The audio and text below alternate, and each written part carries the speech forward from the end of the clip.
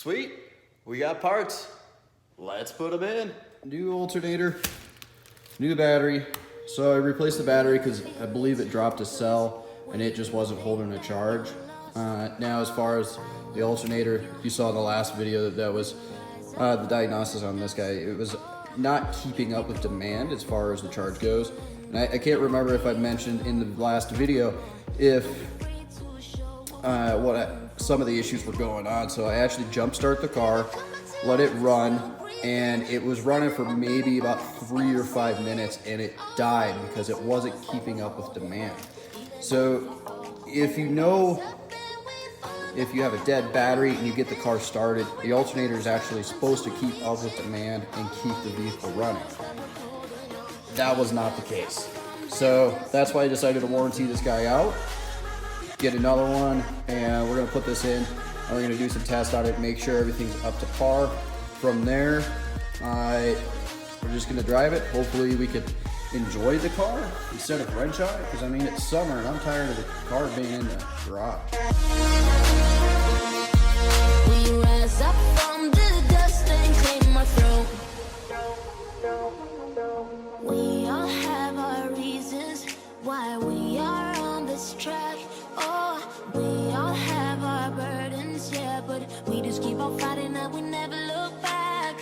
Here we go, go, go, let us heal and grow. You won't be alone, we're unstoppable. One thing I thought of is make sure you clean up your connections.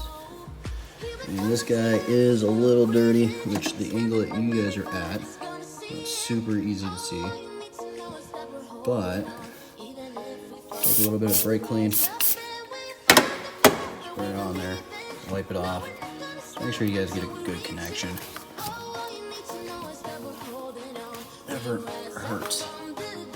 Make sure that that connection is good. And the other thing I do want to mention is that, so the alternator comes with this nut right here.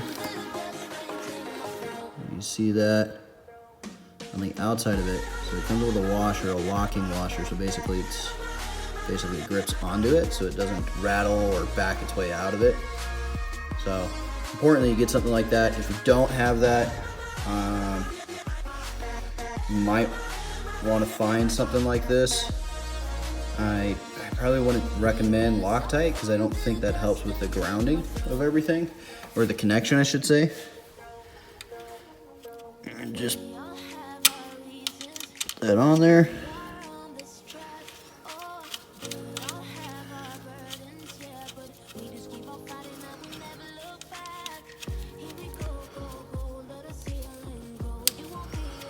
Like so.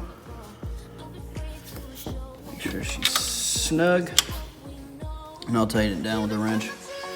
And the other thing is, there's this ground right here. This is, well, I guess it's not really a ground, it's more or less a signal. This thing's in some rough shape. Probably what I'm gonna do is find some heat shrink, put it around this, just help it insulate a little bit better. Make sure everything's just 100% on that. All right, got my heat shrink on. Just kind of help that just be a little bit more stable.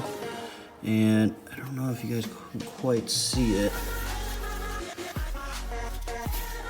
So right there is where that goes to. Let me get you just a little bit better angle. So it goes right in there. So put that in. I don't know if I can get it with my left hand. I have to use my right hand here. It goes in there like so. And then we just keep tightening everything up. Get the intake put back together. And get that obnoxious serpentine belt on. Can you hear the sound?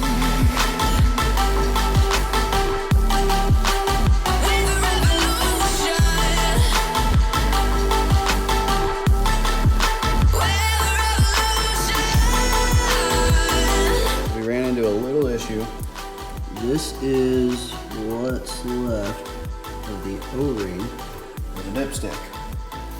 And you can see it's been leaking for a little while and blowing stuff onto it. So I'm gonna run to Volvo, get a replacement for that. The other thing I do want to mention is before you take your serpentine belt off, mark how it goes. So this might look a little confusing, but if you're looking at the front of the engine, here's the crank, this is the tensioner pulley, this is going to be the power steering pump, this is the alternator that we are putting back in right now, this is the AC. So you can see it goes around, under, over, down all the way to the bottom, under, around, up over the top of the alternator, back down to the crank there. Can you hear the sound? We're the revolution. We're the revolution. We're the revolution.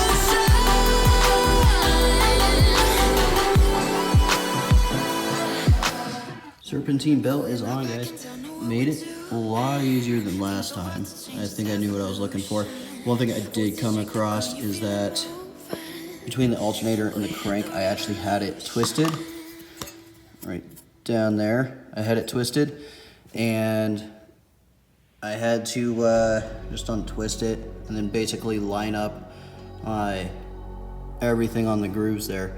So that's one thing, is like if you have this not on here all the way and it's just slightly off, especially on the bottom down there where the AC compressor is, it's gonna make it a pain and not give you enough slack to get on this. The other thing I did notice can be a little easier is if you have everything lined up except for the tensioner, and then you just slide it under the tensioner. That's not grooved, so it doesn't fight you nearly as much. Just a couple of things I happened to notice there. Now, this is all taut, ready to go. So everything here is done. So just put this guy back in its home, which is real easy. Just lift this up, this hose back under it, like so. Lock it into place, and then here are those tabs. It just slides right back into them. Don't forget about this guy. This guy goes here, and slide it there. You'll probably bent this bracket leaning on it. Just move it back into place, like so. Should be good. Other than that, everything right here is done. So now what we need to worry about is getting all of this put back into this area. But I do need to go get the O-ring, the dipstick that goes down in that hole all the way at the bottom right there. So I need to get that, and basically home stretch. Back with the new O-ring. This guy definitely has pliability to it. Definitely is not all crunchy and old like the other one is. This one does have a little bit of pliability, but squeezing it, you can definitely notice the difference in it. This one's a lot stiffer. It's worn out. It's not as elastic as it should be. So before we put it on, I'm gonna clean this up. All kinds of oil and grime built up onto it. So I'm just gonna clean it, scrub it since I have it out, and then I'll put it back in.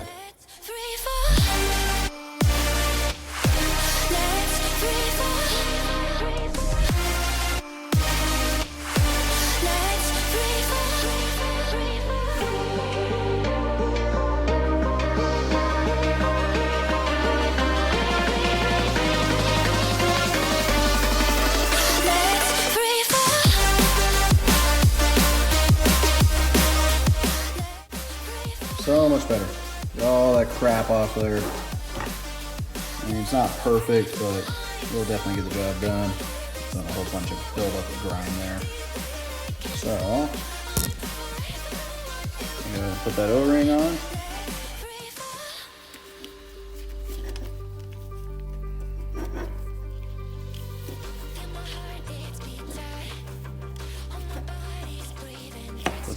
back in the car.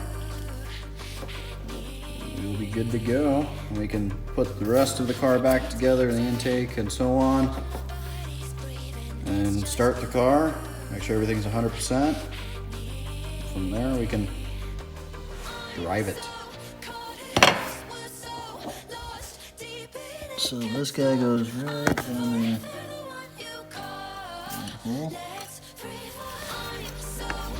Snugly.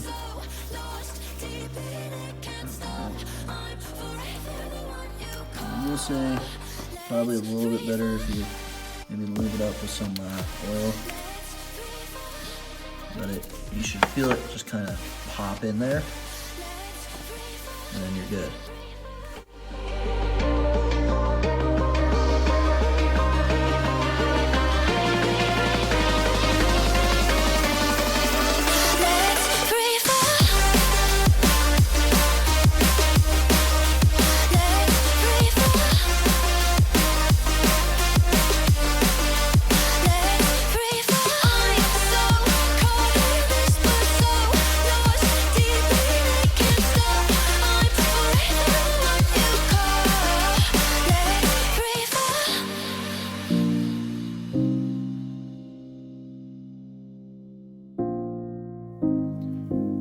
All right, guys, moment of truth. Let's see. I got everything primed, so let's see if she'll turn over.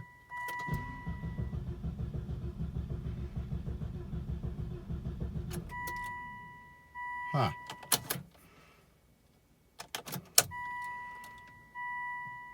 Try it again. There she is. Just didn't have enough gas primed in there. All right, so she's gonna run for a couple of minutes, and then we're gonna test the charging system, go through it all, and see what everything is doing and making sure everything is in or doing the right thing. All right, so got the negative grounded out. Just gonna put it on a positive side of the alternator. And look at that. There's a whole volt over what it was doing, what the previous alternator was doing. So now it's at 14.5 instead of 13.5, averaging around there. That's really good. So I think we found our issue. Sweet guys, we're all wrapped up. So the Volvo is put back together here. I got some tools to put away still, but whatever. I took it around the block, put some load on the car to make sure everything was going good, and honestly, everything seems great. The new alternator is putting out more voltage than the old alternator, as you saw. I honestly couldn't be happier. I think we figured out our issue, and then we don't have to keep chasing down other things. Now, what's next is hopefully when I get a good day, I will detail the car, and we'll take it up to the mountains, go do a photo shoot, do a little bit of a time-lapse drive up there, and I'll show you some of the roads that I like to take the bike and the cars on. It's a lot of fun. But honestly, I think we're good for this project. Everything's done for this. There's some other stuff that we'll have planned in the long run. But for the time being, I want to drive it, enjoy it, and then we'll start doing mods. So that downpipe will go on. That's sitting in storage right now. And after that, we'll get it tuned and get some other stuff going on it as well. Honestly, guys, let me know if there's anything I missed or if there's something that you have questions on. But until next time, guys, I'll see you later.